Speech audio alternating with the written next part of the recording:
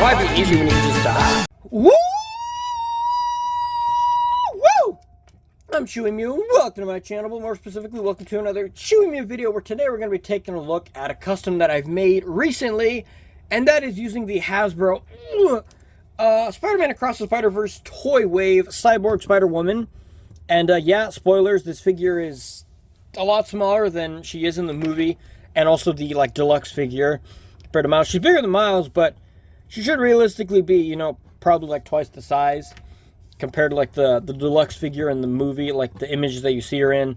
She's not even fully in the movie. I haven't seen the movie, but she's not even really that much in it. Spoilers, sorry, for a month-old movie. You know, I'm one of those people that spoilers, I don't really care about spoilers. Sometimes I feel like it's better for me to know spoilers going into a movie, because I'm like, well, if the plot of the movie is going to suck, I'm going to go into it thinking, yeah, it's going to suck, and maybe it'll impress me, or maybe I'll be like, yep, that's how it is. So this figure, the original figure, used about maybe 4 colors of paint.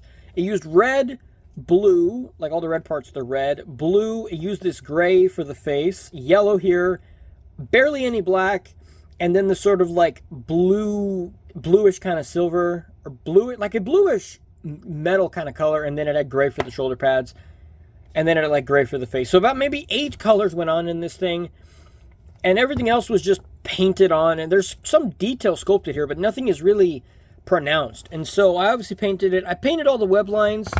I painted them black. In the movie, they're silver looking, and it's also not web. I mean, it does look like webs, but it's like barbed wire. But I painted it black just because that works here. And then the belt, I just repainted it a separate color of yellow. I forgot to like scratch the paint off here. Okay, there we go. I scratched some of it off using a tool. It's still noticeable, but it's not as pronounced. So I repainted the belt a separate color of yellow. I actually mixed a golden yellow. The paint is called golden yellow and just regular primary yellow. I mixed them together very, very sloppily. So when I painted it on, it had this sort of like wash to it. And then I added a brown. And I painted a brown, again, very sloppily over top, so it does have a sort of wash, but it still does have some of the original detail here. On the back, it's a bit more pronounced. These, I think, were actually painted black. I think these were actually painted black, maybe. That's crazy. This basic toy version actually painted the figure on the back, but the Marvel Legends one didn't. I was thinking of also plugging in these holes. I was thinking of doing that, like plugging them in and stuff, but I didn't do it because, I don't know, and maybe here on the arm as well. As far as the red is all the same, but I did paint the black on. It didn't work the best in some parts, just because the plastic. Then I painted inside the boot cuff like a brown. I painted that flap down silver. The feet are silver as well. But also keep in mind, I made this custom a couple weeks after I got this figure, and that was before we even had the final trailer for the movie. The movie hadn't come out, and there was like only a couple leaked images of Cyborg Spider-Woman. One of them being Cyborg Spider-Woman and Spider-Punk. Yeah, Spider-Punk on like a puzzle. And so that's like one of the only images there was. And because the Spider-Verse is very stylized and very like, the image looked very dark and stuff, it was hard to tell what she looked like, so I kind of just guessed. So these I think are like bandage wraps that I just painted them white. Also, funny thing here is it's shaped like a Z. That's interesting. I painted these things here black.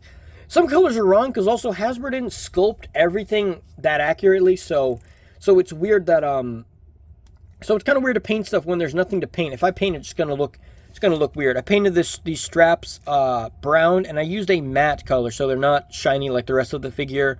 This also painted silver here.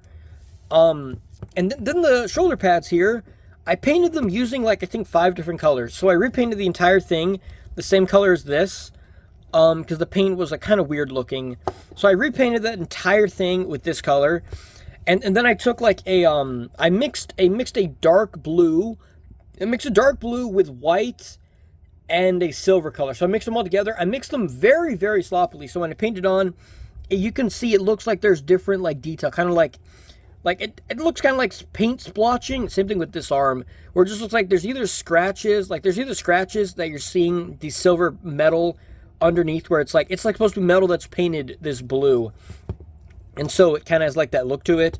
That's what I did here. Then I took a brush and I just did this. Some of these spikes were just cut. They're not cut, but that's how they look. That's the design for it.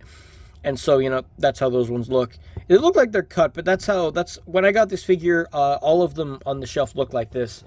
So it's either some jerk went and cut a bunch of these spikes, or that's how they look. This arm cannon as well, I painted this part black. I added a black wash to this, if it even focuses. There we go. I like how as soon as it focuses, I just move it. I repainted this part black. I did originally add a heavy black wash to this, but then I took most of it off, and I decided just to add this sort of like, looks like a scratched, sort of like battle, like this has been through some kind of battle and stuff. You know, you can see more brush strokes. You can see the brush strokes. I actually used a brush.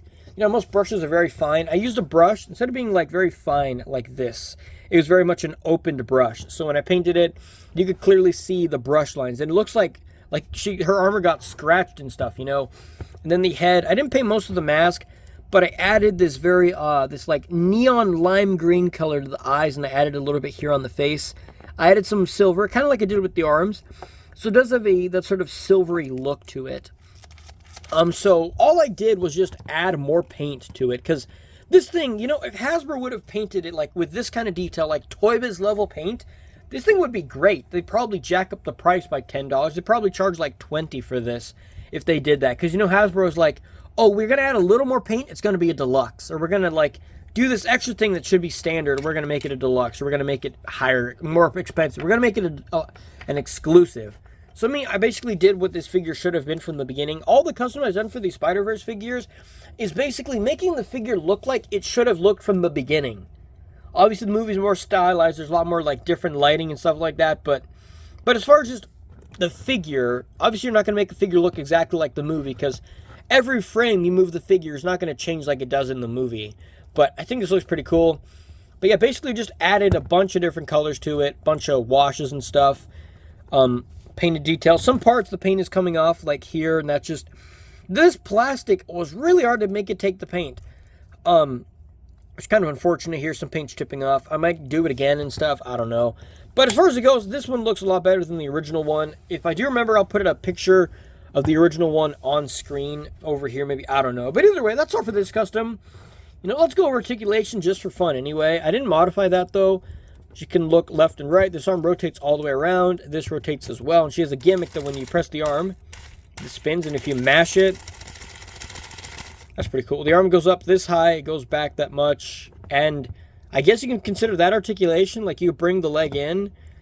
That's not really articulation though. But yeah, that's pretty cool. She really should have came with missiles that shoot out of this, you know. Or like, I don't know, like have like bullets on it that when you press it, they kind of pop out. Like they're permanently lodged in here, but when you push them, they kind of protrude. That'd be cool. That's not the case here though. But yeah, that's pretty cool. I think it looks good with these paint apps and stuff. I'm not gonna get the deluxe one because that's $60, and there's no way I'm gonna spend $60 on a figure that's not even enormous. Like it's maybe like as big as the Rhino, maybe a little bit bigger. But no, unless I somehow find it like somewhere for like $20, then maybe. But it's still missing. It still has as much paint as like the basic version of this. Like my customized version has more paint than that one, because they don't do any sort of wash or any sort of detail work. They just paint stuff so it's the right color, but they don't do detail work to the paint. But either way, that's as far as this custom goes. I think it looks pretty cool. Let me know what you think about this custom, and I'll see you guys in the next review. Wow.